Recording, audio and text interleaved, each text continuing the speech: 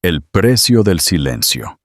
La arquitecta maestra de la caída le entregó un bolígrafo a su esposa embarazada para que renunciara a sus derechos. Él creía que estaba poniendo fin a un matrimonio, una ruptura simple y limpia con una mujer que había superado. Ella se sentó allí, con 8 meses de embarazo, sus manos temblando ligeramente, mientras miraba los papeles de divorcio en la estéril oficina de abogados del 10º piso. Él era un multimillonario, el rey de la gracia y la dinámica, y ella era nadie, solo la esposa tranquila y modesta que estaba cambiando por un modelo más joven. Lo que él no sabía, mientras la veía firmar ese documento, era que el bolígrafo que le dio tenía más poder que todo su imperio. No tenía idea de que no solo se estaba divorciando de su esposa, estaba despidiendo a su jefa. Bienvenidos a una historia donde la inteligencia se enfrenta a la arrogancia. Antes de sumergirnos, dale a me gusta y suscríbete para no perderte ni un solo detalle de esta épica venganza. 1. El gancho, el hook impactante. El aire en la oficina de Matheson, Grease y Locke era tan frío que se sentía como un peso físico. Alicia Vega, que pronto dejaría de ser Alicia Alcázar, mantuvo la mirada fija en el veteado de caoba de la mesa. Cada remolino en la madera se sentía como una risa burlona. Frente a ella estaba Ricardo Alcázar, su marido de 6 años. Él no la miraba. Estaba revisando su teléfono, un dispositivo de titanio cepillado, que probablemente costaba más que el coche de ella. Tenía la mandíbula apretada, su traje de 5.000 euros inmaculado. Parecía la portada de Forbes, un hombre que había construido un imperio de la nada, o eso creía el mundo. «Alicia, solo firma», dijo, con voz entrecortada. Finalmente levantó la vista. Sus ojos azules tan planos y fríos como el hielo glacial. Ya hemos pasado por esto. Es generoso. A su lado, su abogado, un tiburón llamado Señor Herrero, deslizó la página de la firma final hacia ella. Señora Alcázar, los términos son férreos. Un pago único y global de 50.000 euros. El vehículo que conduce actualmente y desalojará el ático antes del 1 del mes. A cambio, renuncia a todas las reclamaciones actuales y futuras sobre los activos, propiedades y, por supuesto, Alcázar Dinámica del señor Alcázar. 50.000 euros. Para él, era la cuenta de un bar. Para ella, era el insulto definitivo. La mano de Alicia descansó sobre el vientre abultado. El bebé pateó, un agudo recordatorio de la vida atrapada en el fuego cruzado. «¿Y el bebé, Ricardo?», susurró, con la garganta tensa. «Estará bien provisto», dijo Ricardo con desdén, como si discutiera una partida en un presupuesto. «Se establecerá un fideicomiso. Mi equipo se encargará de ello. Solo tienes que firmar». Él tenía prisa. Alicia sabía por qué. Había visto las fotos de los paparazzi, las publicaciones de blog, los susurros de la sociedad. Sara Rivas, una modelo de Instagram de 24 años y embajadora de marca, estaba esperando. Alicia incluso la había visto abajo, golpeando sus uñas acrílicas en la ventana de un nuevo Ferrari rojo sangre, un regalo predivorcio de Ricardo. Todo este proceso había sido un blitzkrieg brutal de 4 semanas. En el momento en que Ricardo descubrió que Sara también estaba accidentalmente embarazada, Alicia se había convertido en un pasivo, un problema a borrar. «No construiste nada, Alicia», le había espetado la semana pasada en su vasto y vacío ático, cuando ella había intentado apelar al hombre con el que se casó. «Eras una historiadora de arte, una bibliotecaria. Te di un mundo con el que nunca pudiste haber soñado. Deberías estar agradecida por el aterrizaje suave. Ella miró el bolígrafo en su mano. Era un Mont Blanc de laca negra, pesado. Un regalo que ella le había dado hacía 5 años, cuando cerraron su primer gran negocio.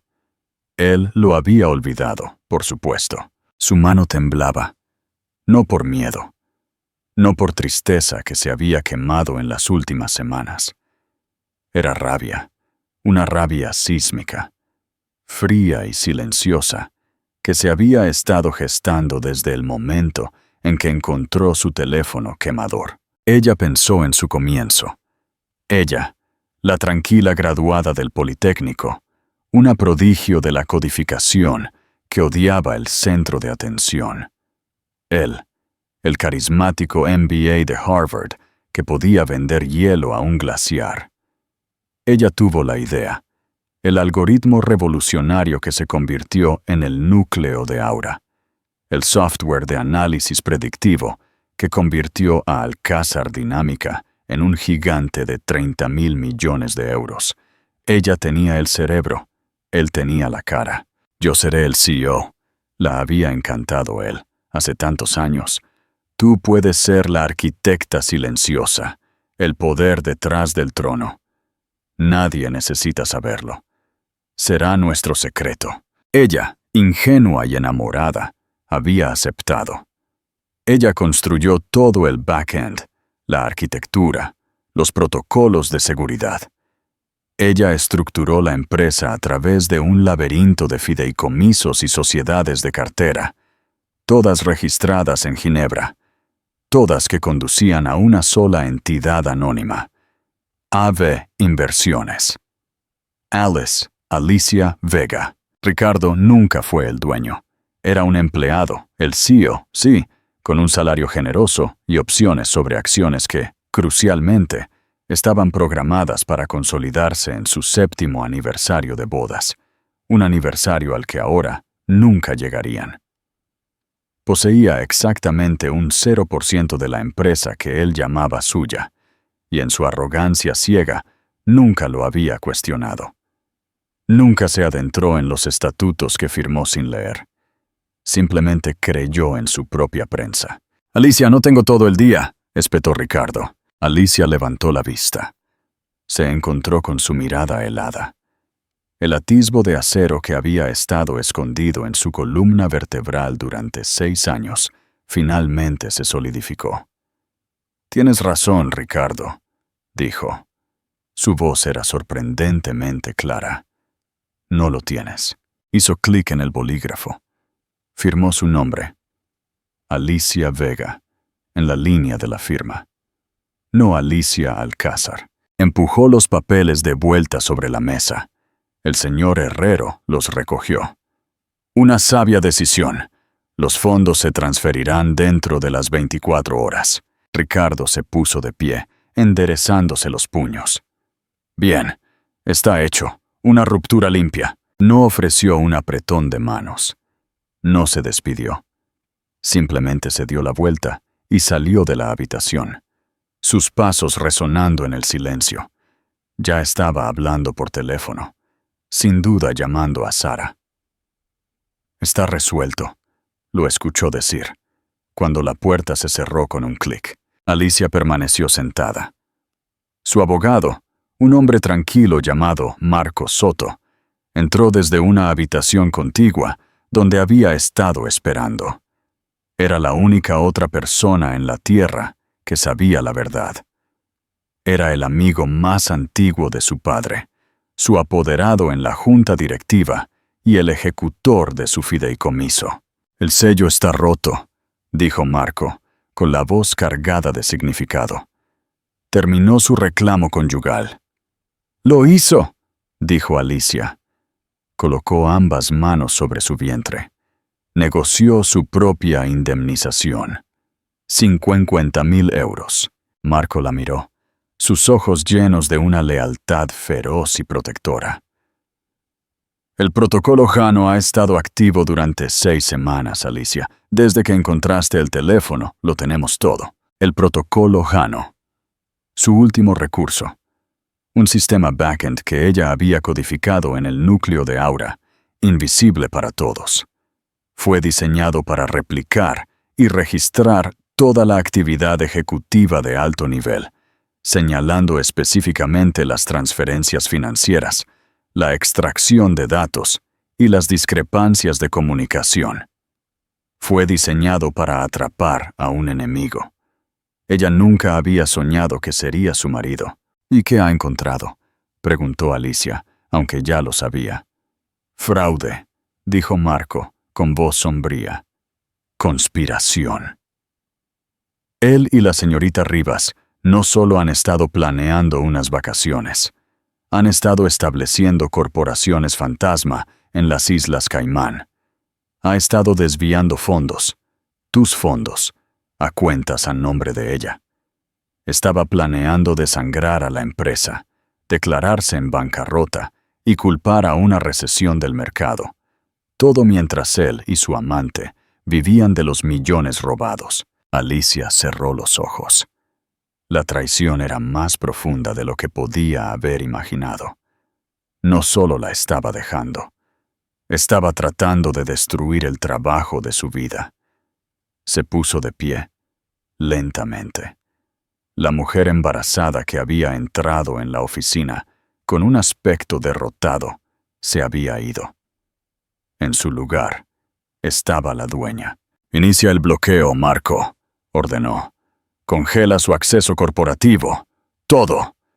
Notifica a la junta directiva de una reunión de emergencia, no negociable, dentro de 2 semanas, y envía una invitación de cortesía a la CNMV, Comisión Nacional del Mercado de Valores.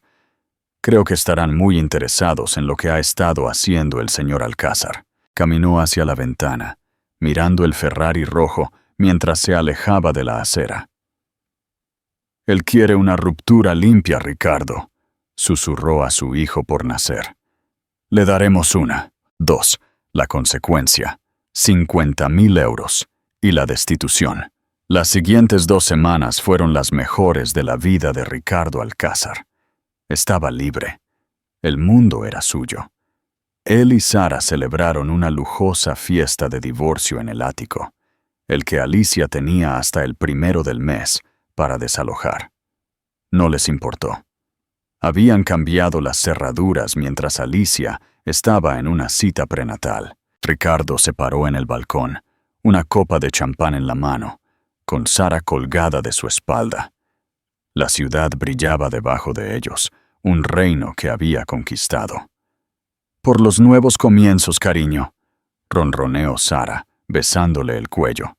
«Y por deshacernos de esa aburrida y ratonil». ¿Cuál era su nombre otra vez? «No importa», rió Ricardo. Se sentía poderoso, invencible. Acababa de cerrar un trato masivo, o eso pensaba, moviendo 50 millones de euros a un nuevo fondo de desarrollo, la cuenta de las Caimán, que él y Sara controlaban. Había sido ridículamente fácil. El sistema apenas parpadeó. Su teléfono sonó. Era su director financiero, David López. Ricardo suspiró, molesto por la interrupción.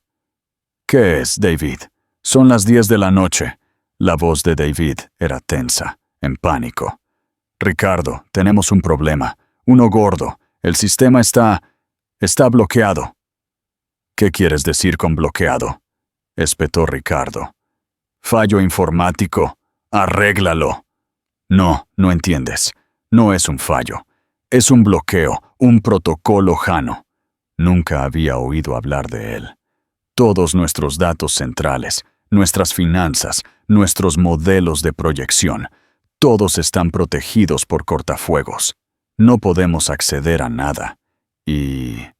Ricardo, todos los privilegios de transferencia de fondos ejecutivos han sido revocados en todo el sistema. A Ricardo se le heló la sangre. ¿Qué? ¿Quién lo autorizó? No lo sé. Es desde arriba, muy arriba, desde el fideicomiso principal, Ave Inversiones. Ave Inversiones, repitió Ricardo, El nombre no le resultaba familiar. Ese es solo el fideicomiso Paraguas. Es una entidad fantasma. Yo soy el CEO. Yo soy el jefe. ¡Anúlalo! ¡No puedo! David estaba casi gritando. Mis credenciales han sido degradadas, al igual que las tuyas. ¡Es imposible!, rugió Ricardo. Lanzó su copa de champán por el balcón, disfrutando del lejano sonido del cristal al romperse. Estaré en la oficina a las 6 a.m. Haz que venga todo el departamento de informática. Quiero que esto se arregle. Colgó. Un pequeño nudo de inquietud se tensó en su pecho. Probablemente era solo un competidor intentando un ataque cibernético. Él los aplastaría, pero a la mañana siguiente, el problema era peor. Ricardo entró en el reluciente lobby de Alcázar Dinámica, pero su llave de seguridad parpadeó en rojo. Acceso denegado. «¿Qué demonios?», murmuró. Francisco, el jefe de seguridad, se acercó a él con un aspecto profundamente incómodo. «Señor Alcázar, lo siento, su acceso ha sido revocado». «¿Revocado? ¿Por quién?» «Yo soy esta empresa». «Por la junta directiva, señor, o por la entidad que controla la junta. Recibimos una directiva anoche. No se le permitirá pasar del lobby». «¡Esto es una locura!», Ricardo estaba gritando ahora. Los empleados se detenían a mirar. «Llama a Herrero. Llama a mi abogado». Estaba marcando el número de su abogado cuando le llegó un correo electrónico a su teléfono. Era de una dirección que nunca había visto. Legalum Holdings, Ginebra. Asunto: reunión obligatoria de accionistas y revisión de la junta. Señor Alcázar, su presencia es requerida en una reunión obligatoria de accionistas. Fecha: mañana 17 de noviembre. Hora: 9 a.m. en punto. Ubicación: el Gran Auditorio, Torre Alcázar. Su asistencia no es negociable. Esta reunión abordará graves irregularidades en el gobierno corporativo y los desembolsos financieros. Un representante del accionista mayoritario, AVE Inversiones, presidirá. El corazón de Ricardo estaba martilleando. «¡Reunión de accionistas! ¡Yo soy el accionista!». Pasó las siguientes 24 horas en un shock de pánico. Su abogado, el señor Herrero, estaba pálido. «Ricardo, el velo corporativo de AVE Inversiones es de hierro. Es una SL, Sociedad Limitada, de Belice, envuelta en un fideicomiso de Ginebra, con una docena de apoderados. No puedo encontrar un nombre. No puedo encontrar una debilidad». «Ricardo, ¿qué firmaste cuando sacaste esta empresa a bolsa?» «El acuerdo estándar, el que redactó el viejo abogado de la familia de Alicia, Marco Soto».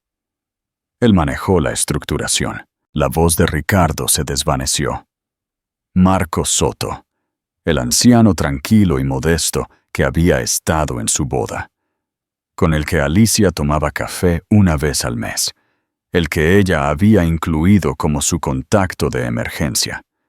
Una enfermedad, fría y espantosa, comenzó a acumularse en su estómago.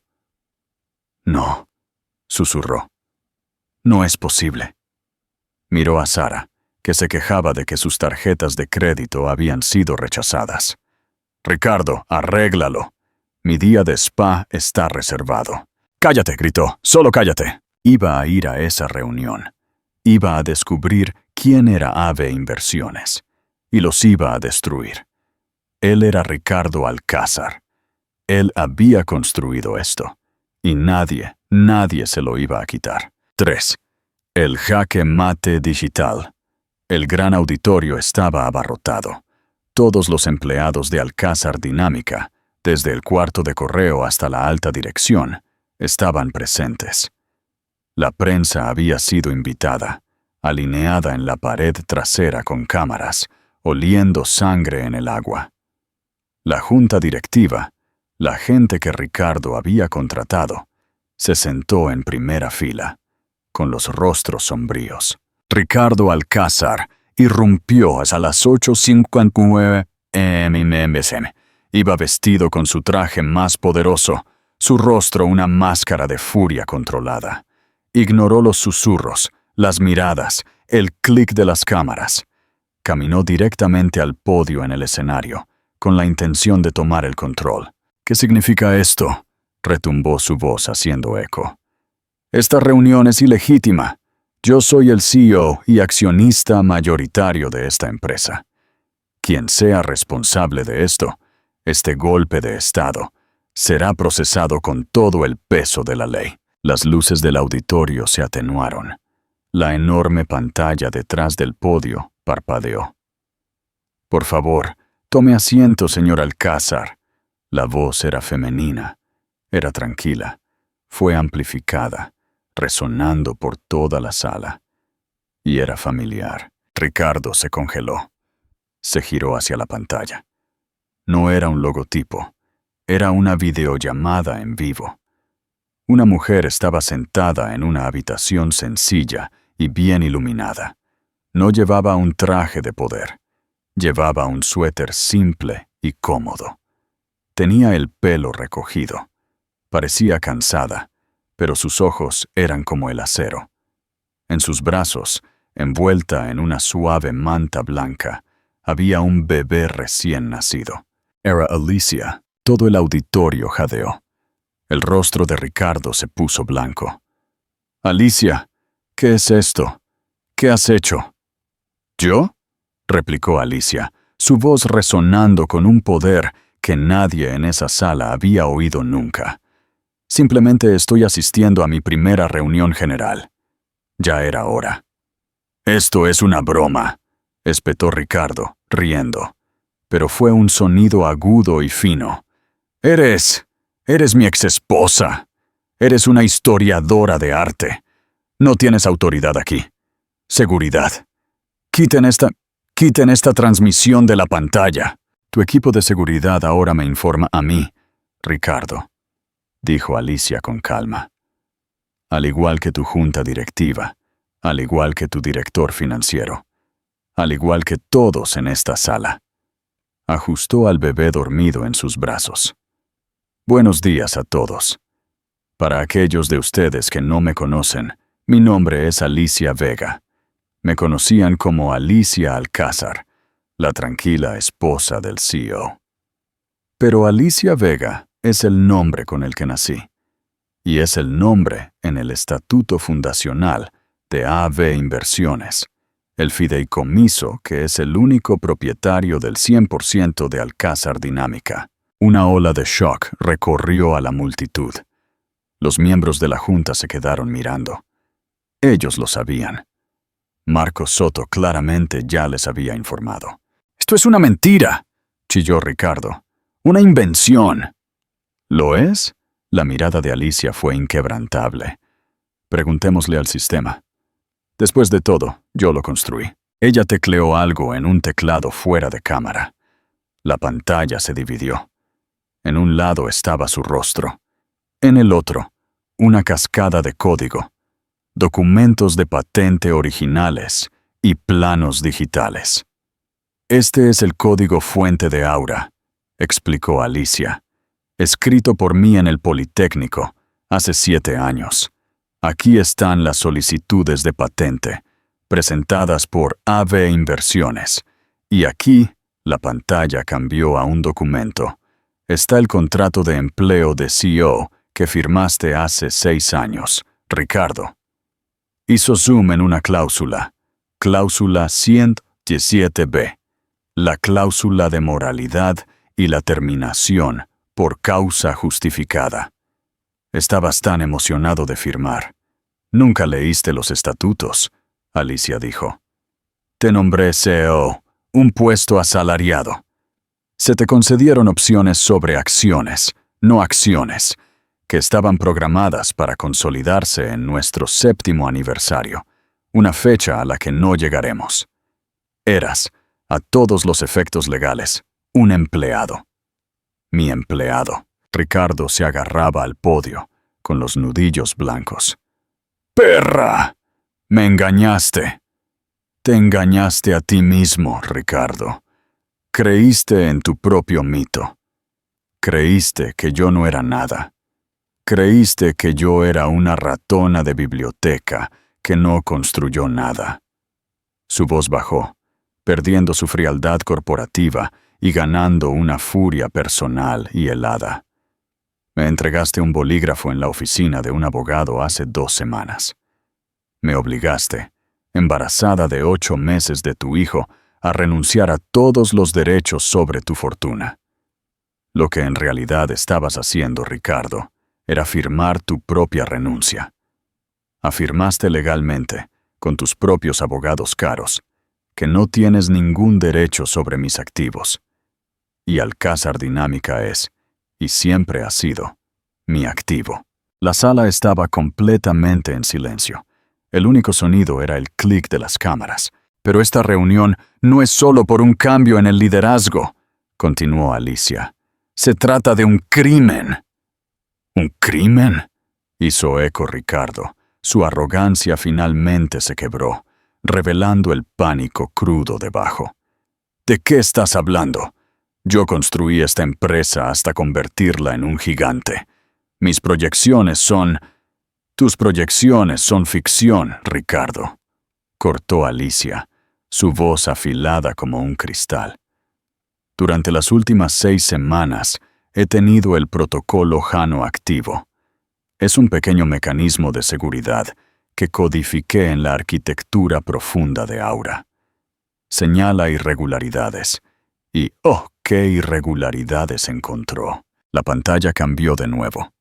Ahora era un diagrama de flujo, una red de cuentas offshore, corporaciones fantasma y transferencias bancarias. Hablemos del Fondo de Desarrollo Caimán, dijo Alicia, mientras David López, el director financiero, se hundía en su asiento, con un aspecto enfermo. Esta, continuó Alicia, es una cuenta que usted y su director financiero abrieron hace 3 meses, y aquí apareció una nueva ventana que mostraba correos electrónicos. Están sus comunicaciones con una tal señorita Sara Rivas.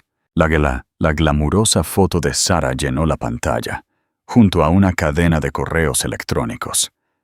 A Ricardo se le heló la sangre. Esto no eran cartas de amor, eran negocios. Alicia leyó uno en voz alta. parasrivas@gmail.com. De Ralcazar, alcazardinámica.com. Sofía, la primera transferencia de 10 millones de euros está completa. La cuenta SR Holdings está activa. Desviaremos otros 20 millones al final del trimestre. Echaremos la culpa al lanzamiento fallido en Asia. Para cuando me declare en bancarrota, tendremos 100 millones en el banco, y esa estúpida esposa mía se quedará sin nada más que mis deudas. Un jadeo colectivo y horrorizado llenó el auditorio. Ricardo se tambaleó hacia atrás, como si lo hubieran golpeado físicamente. No solo me estaba dejando, explicó Alicia. Su voz temblaba de rabia controlada. No solo estaba engañando, estaba malversando sistemáticamente, con su amante como cómplice. Estaba planeando defraudar a esta empresa, robar sus pensiones, sus salarios y sus futuros, y dejarme a mí, su esposa embarazada, para que cargara con las culpas. Dejó que el peso de eso se asimilara. El acuerdo de desarrollo de 50 millones de euros que impulsaste la semana pasada, Ricardo, no fue un acuerdo. Fue un hurto mayor. Me estabas robando. Miró directamente a la cámara. Ricardo Alcázar, como única propietaria y presidenta en funciones de la Junta Directiva de AVE Inversiones, estoy dando por terminado su empleo, por causa justificada, con efecto inmediato. 2 grandes guardias de seguridad, los mismos que le habían prohibido la entrada a Ricardo al edificio, comenzaron a caminar por el pasillo hacia el escenario. Y en cuanto a su cómplice, añadió Alicia. La señorita Sara Rivas está siendo notificada, mientras hablamos, con una demanda civil por conspiración para cometer fraude. Todas las cuentas a su nombre han sido congeladas, pendiente de una investigación criminal. En la pantalla, Alicia mostró una nueva transmisión de video. Era una toma en vivo del lobby del ático.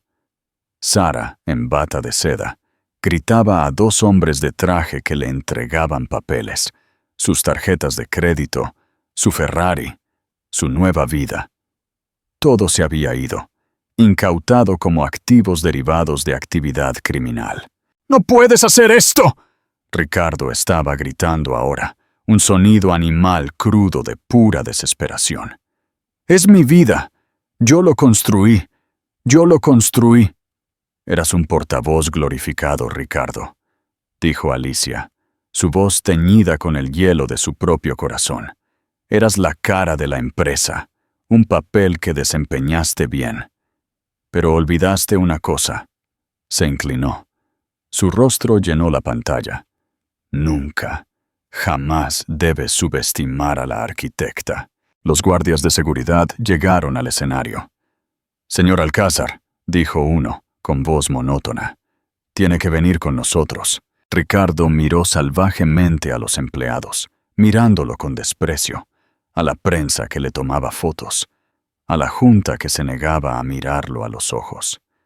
Miró de nuevo a la pantalla, a la mujer que había sido su tranquila y modesta esposa. Ella ya no estaba allí. La pantalla estaba negra. La reunión había terminado. Mientras los guardias lo tomaban del brazo, Ricardo Alcázar finalmente entendió. No solo había perdido un matrimonio, no solo había perdido una novia, había perdido un juego de ajedrez de 6 años en un solo movimiento ante una gran maestra que ni siquiera sabía que estaba jugando. 4.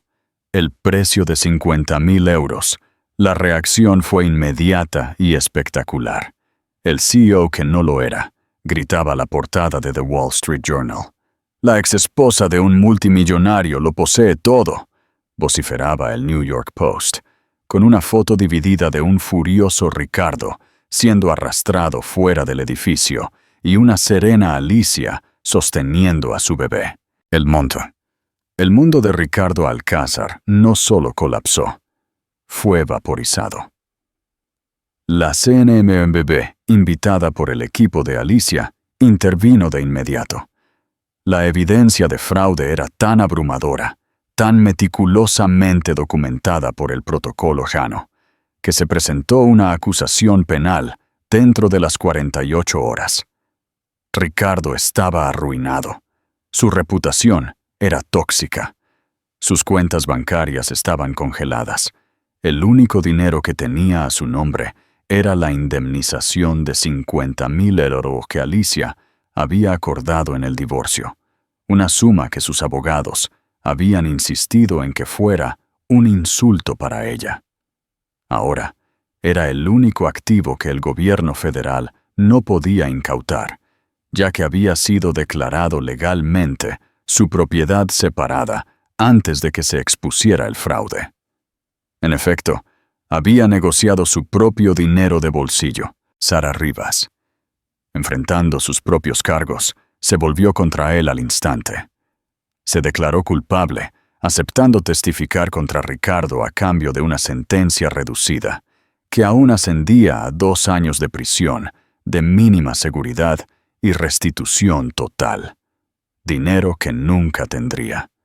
La última vez que se la vio fue trabajando en una cafetería, irreconocible sin su ropa de diseñador y rellenos. Y Alicia Vega, la arquitecta, como la apodó la prensa, nunca volvió a poner un pie en el edificio de Alcázar Dinámica. No lo necesitaba. Desde su segura oficina en casa de alta tecnología en el norte, la que había estado construyendo en secreto durante el último año, guió a su empresa. Marco Soto fue nombrado CEO interino, encargado de limpiar la casa. David López, el director financiero, fue despedido y enfrentó sus propios cargos. toda la junta directiva, que había sido cómplice en su ignorancia y había aprobado los proyectos de vanidad de Ricardo, fue destituida. Alicia reconstruyó su empresa desde cero. La renombró, eliminando el nombre que se había convertido en una mancha. Alcázar Dinámica se disolvió, y de sus cenizas surgió Aura Innovaciones. Ascendió a personal de la propia empresa, encontrando a los talentosos ingenieros y gerentes que Ricardo había pasado por alto.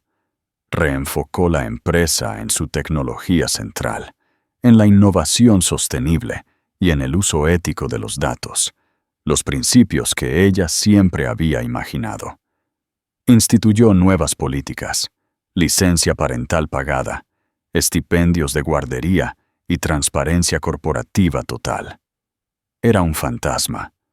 Nunca dio una entrevista de televisión. Nunca posó para una revista. Era solo un nombre en un memorando, una voz en una teleconferencia. Pero su presencia se sentía en todas partes. La empresa, liberada del ego y la codicia de Ricardo, prosperó. Las acciones, después de una caída inicial, se dispararon a nuevas alturas. Los empleados, por primera vez, se sintieron seguros. Alicia, mientras tanto, se centró en su propio nuevo comienzo. Su bióloga, Ana Vega, tenía los ojos brillantes y curiosos de su madre. Alicia se sentaba con ella en la guardería, codificando en un laptop con una mano mientras sostenía a su hija con la otra. Finalmente había encontrado una manera de ser tanto la arquitecta como la madre, en sus propios términos. Tenía el trabajo de su vida. Tenía un hijo. Ella era libre. 5. El epílogo de la derrota. Las 6 horas posteriores a la reunión del auditorio fueron las más largas de la vida de Ricardo Alcázar.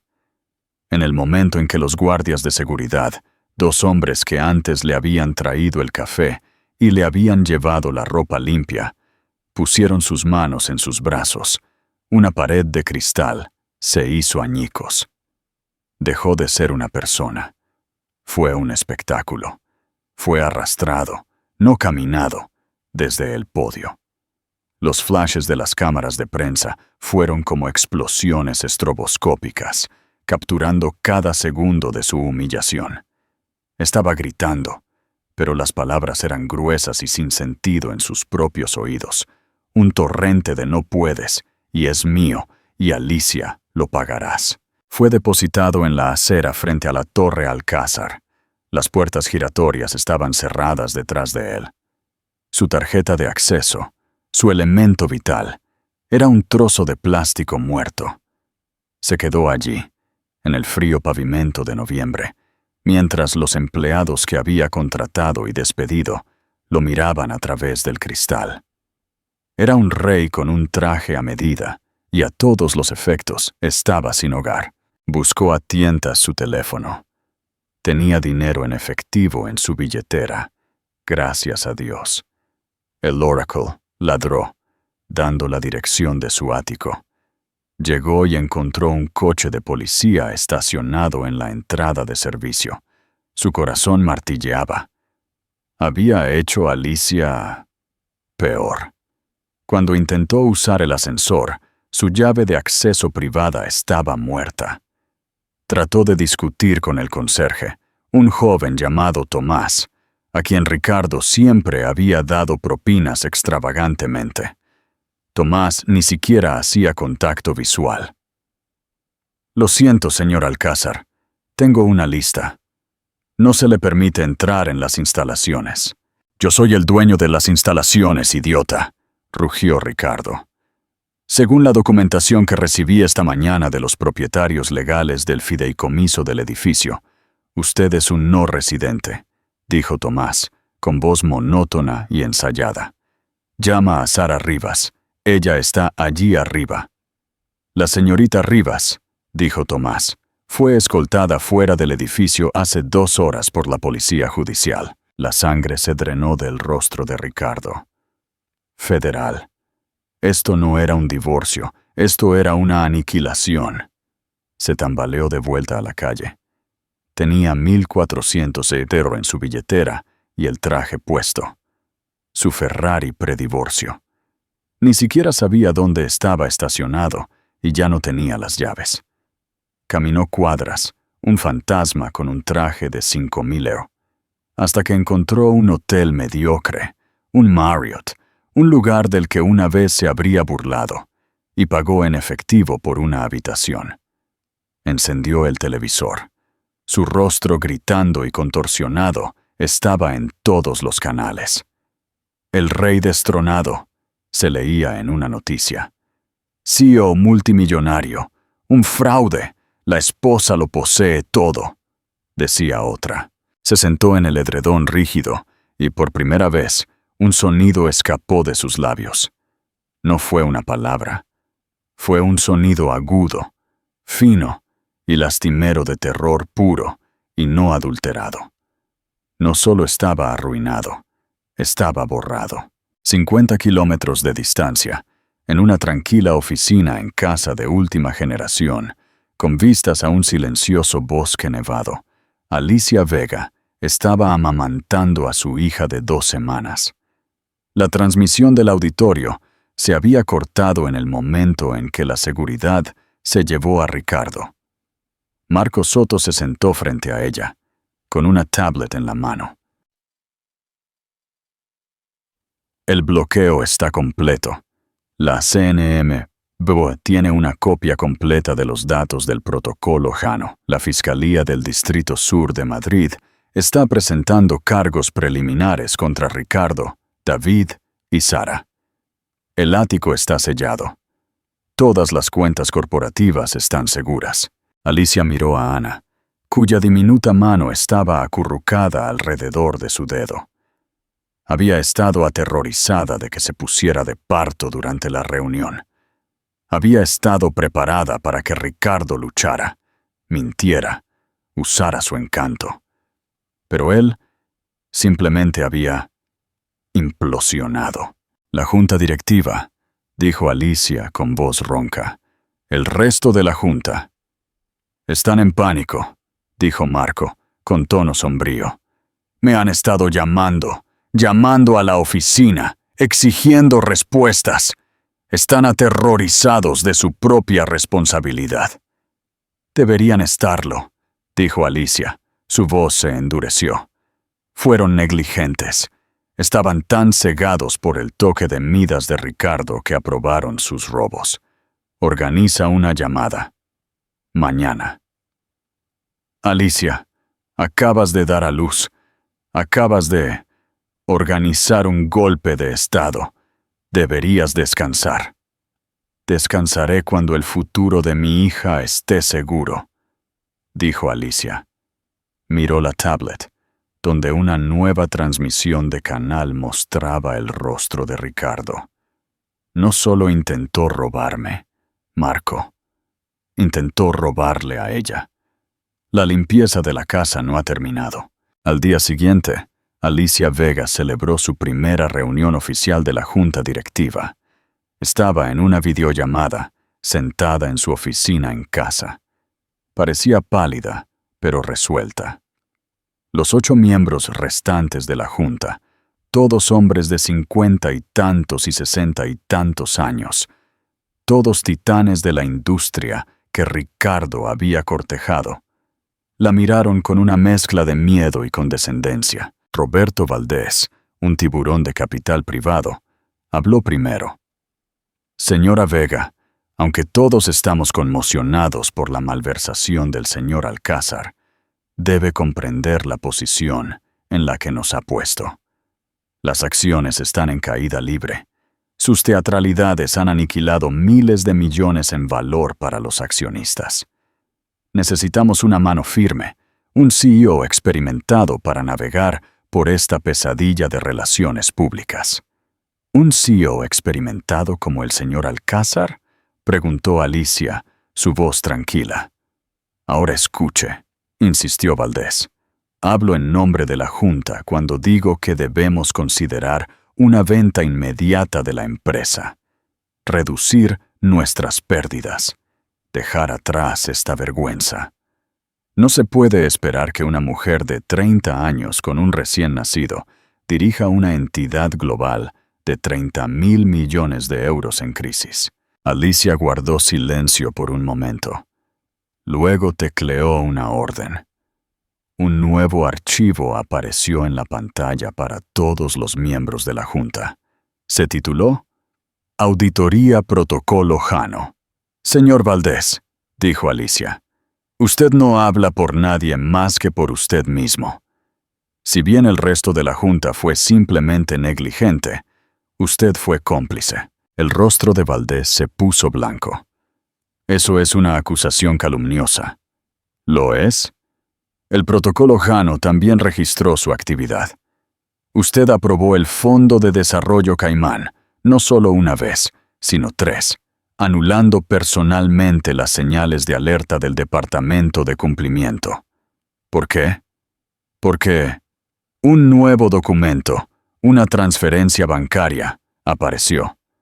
Ricardo transfirió 1,5 millones de euros del fondo a una corporación fantasma propiedad de su cuñado. El resto de los miembros de la Junta se encogieron físicamente de la pantalla, como si Valdés fuera contagioso. «Está despedido, Roberto», dijo Alicia, su voz tan monótona como la de la hoja de un cirujano. «Su indemnización es 0. Sus opciones sobre acciones son anuladas por la misma cláusula moral que Ricardo activó. Espere una llamada de la CNMV en breve». El video de Alicia hizo clic y desapareció de la pantalla de Valdés. Se había ido. Ella miró a los 7 hombres restantes. «El resto de ustedes también están despedidos. Se les concederá su indemnización contractual, con la condición de que firmen un acuerdo de no divulgación completo y presenten sus renuncias, con efecto inmediato. O pueden intentar luchar contra mí, y entregaré sus carteras de negligencia personal a las demandas colectivas que, mientras hablamos, se están presentando». Ellos la miraron. Esta no era la esposa ratonil del CEO. Esta era una ejecutora. «Aceptamos los términos», tartamudeó uno de ellos. «Bien», dijo Alicia. «Marco Soto será su contacto. Él es el CEO interino. El nuevo nombre de la empresa es Aura Innovaciones. Gracias por sus servicios, Dios». Ella finalizó la llamada. La habitación quedó en silencio, salvo por la suave respiración de su hija. Acababa de despedir a una docena de los hombres más poderosos de Madrid, todo antes de su primer chequeo postnatal. Para Ricardo, las siguientes semanas fueron un descenso a un infierno especial. Los 50.000 euros del acuerdo de divorcio finalmente se liquidaron, pero su abogado, el señor Herrero, había puesto inmediatamente un gravamen sobre ellos, exigiendo 30.000 euros por los servicios prestados y los daños a la reputación. Ricardo se quedó con 20.000 euros.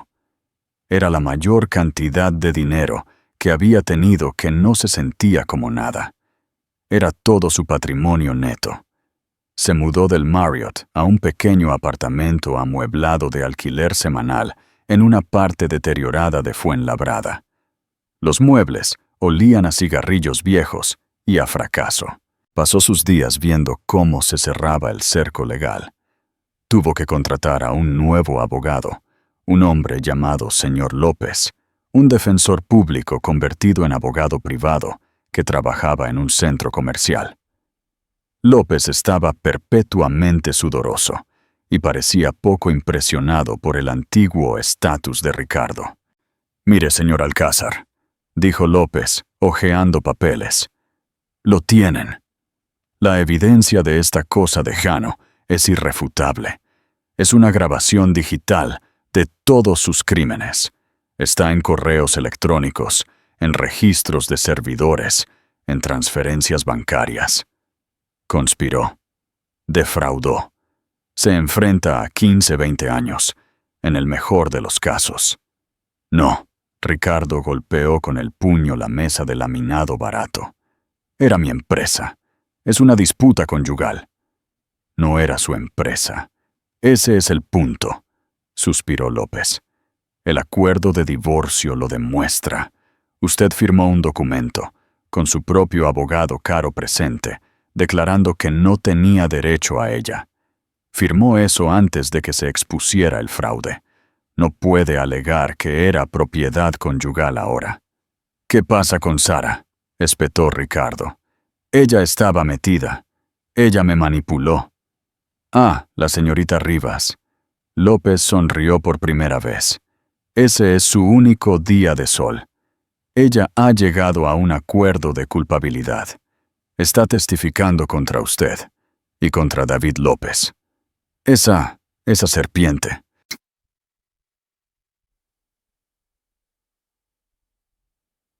Ella lo está pintando como un sociópata manipulador que se aprovechó de su juventud y la obligó a abrir las cuentas, amenazando con arruinar su carrera si no lo hacía. Ricardo se quedó sin palabras. Había sido idea suya, sí, pero ella había sido una participante entusiasta. Ella había sido la que sugirió ocultar activos en arte y joyas. Entonces, ¿qué hacemos?, susurró Ricardo. El pánico se elevó de nuevo. Nos declaramos. Nos entregamos a la misericordia del tribunal. Lo pintamos como un hombre cegado por el ego, una figura trágica, un Ray Lear. Culpamos a la manipulación de Sara. Culpamos a los malos consejos de David López. Lloramos, rogamos y esperamos que el juez esté de buen humor. El Fumonite, el juicio, 3 meses después, fue una postdata humillante. David López, el director financiero, fue sentenciado primero. Cooperó plenamente. Le dieron 5 años en una prisión federal de mínima seguridad. Sara Rivas fue la siguiente. Fue una maestra de la actuación. En el estrado, era una visión de inocencia rota y llorosa. Llevaba un sencillo vestido negro, sin maquillaje, el pelo recogido en un moño. Lloró mientras describía cómo el señor Alcázar la había deslumbrado y luego aterrorizado. Dijo que yo era solo un juguete. Lloró, y que podía arruinarme. Dijo que Alicia era inestable y que él solo estaba protegiendo sus activos de ella. La jueza, una mujer sensata llamada Jueza Santos, pareció parcialmente convencida. Sentenció a Sara a 18 meses por conspiración para cometer fraude, con una posibilidad de libertad condicional en 11. Luego fue el turno de Ricardo. Se puso de pie. Su traje barato colgaba de su figura. Había perdido 15 kilos. Su abogado, López, pronunció un discurso largo y divagante sobre la arrogancia y un hombre que voló demasiado cerca del sol. Entonces la jueza Santos habló. Señor Alcázar, su expediente es único. He visto codicia. He visto fraude. Pero rara vez he visto arrogancia a esta escala. No solo robó dinero, intentó destruir la vida de la misma persona que construyó su trono, una mujer que, en ese momento, llevaba a su propio hijo. Es un nivel de malicia que este tribunal encuentra particularmente repulsivo. Las rodillas de Ricardo flaquearon. López lo sostuvo. Ha defraudado a su empresa, a sus accionistas y a sus colegas.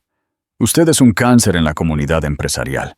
Sin embargo, continuó la jueza, 2 cosas han detenido mi mano para no darle la sentencia máxima. Ricardo levantó la vista, atreviéndose a tener esperanza.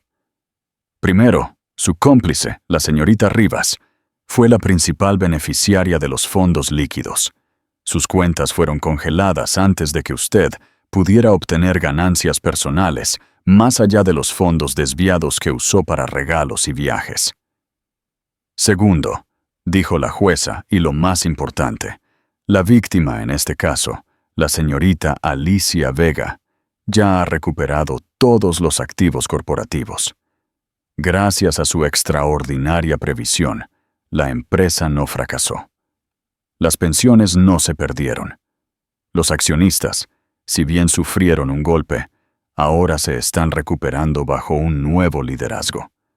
Por lo tanto, se le está sentenciando no por un hurto mayor consumado, sino por el intento. El tribunal lo sentencia, señor Alcázar, dijo la jueza Santos, sus ojos clavados en los suyos, a 5 años de libertad condicional por delito grave. Cumplirá 5.000 horas de servicio comunitario. Pagará multas de restitución por un total de 2 millones de euros, que se embargarán de todas y cada una de sus ganancias futuras. Se le prohíbe de por vida servir como funcionario o director de cualquier empresa que cotice en bolsa. Golpeó su mazo. Tiene su indemnización de 50.000 euros, señor Alcázar. Es más de lo que le dejó a su esposa. Queda desestimado. No iba a ir a prisión. Ricardo casi se derrumba de alivio. Pero la prisión, pronto lo sabría, era el mundo exterior. 6. La arquitecta y la nueva fundación. Los siguientes 9 meses fueron el epílogo, la lenta y ardua humillación de una vida no vivida. Alicia Vega, mientras tanto, estaba prosperando. Aura Innovaciones fue la historia de regreso de la década. Después de la caída inicial de las acciones, Alicia había garantizado personalmente una recompra utilizando su propio fideicomiso. Fue una muestra de asombrosa confianza. Nunca fue vista. Nunca concedió entrevistas. Forbes y The Wall Street Journal publicaron artículos masivos sobre la arquitecta, pero tuvieron que usar la única foto de prensa granulada de su boda. Se convirtió en una leyenda, la mujer invisible y brillante que había dado jaque mate al rey. Invirtió decenas de millones en el Fondo Ana Vega, su fundación para apoyar a las mujeres en STEM, ciencia, tecnología, ingeniería y matemáticas, que ya se había convertido en la más grande de su tipo. Era madre. Pasaba sus días trabajando en nuevos códigos, guiando a su nueva junta directiva cuidadosamente seleccionada, y sus tardes en el parque con su hija, Ana, que estaba empezando a caminar. Ella era, por primera vez en su vida adulta, completa, inexpugnablemente feliz. La vida de Ricardo era la inversa. La multa de 205 millones de euros significaba que estaría endeudado para siempre. Los 20.000 euros que le quedaban después de la tarifa inicial de López casi se habían agotado, gastados en el depósito de su sórdido apartamento y comida barata. Tenía que trabajar. Tenía que hacer su servicio comunitario. Su oficial de libertad condicional, una mujer llamada señora Petrov, lo asignó a la limpieza de carreteras. 6 días a la semana, Ricardo Alcázar, el hombre que una vez apareció en la portada de Fortune, se puso un chaleco naranja de alta visibilidad y recogió envoltorios de comida rápida y pañales sucios en el arcén de la A1. Los coches pasaban a toda velocidad, sus ocupantes ajenos, pero a veces alguien lo reconocía. Reducían la velocidad, le tomaban una foto con su teléfono. Una vez, un camionero le tiró un perrito caliente a medio comer, gritando, ¡Alcázar! ¡Atrápalo! Era un chiste, un meme viviente. Trató de vender sus últimos activos restantes. Tenía un reloj Patek Philippe, uno que había escondido, una obra maestra de 100.000 euros. Lo llevó a una casa de empeño en un barrio difícil. El prestamista, un hombre llamado Gus, entrecerró los ojos.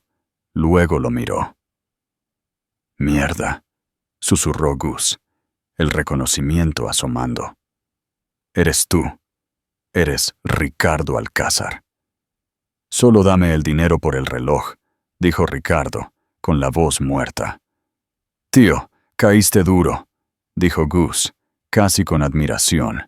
«Una caída como esta es bíblica. Te doy 5.000 euros». «Vale 100.000. ¿Para quién?» «Para un tipo que no eres tú. Para ti, vale 5.000. Ese es mi precio, señor CEO». Ricardo cogió el dinero. Lo usó para pagar el alquiler. Era verdaderamente invisible. La gente chocaba con él en la calle y no se disculpaba. Era solo otro hombre cansado y derrotado con un abrigo barato, su rostro gris por la vergüenza. En el primer aniversario de la reunión del auditorio, estaba sentado en su apartamento. La calefacción estaba rota. Estaba bebiendo whisky barato de una botella de plástico, viendo una pequeña televisión de segunda mano que había comprado en una tienda de segunda mano. Apareció un segmento de noticias locales de «¿Dónde están ahora? Ha pasado un año desde la dramática caída del hombre de los 50.000 euros, Ricardo Alcázar», dijo la presentadora, con una foto de su rostro gritando de ese día en la pantalla. Hacemos un seguimiento de los protagonistas.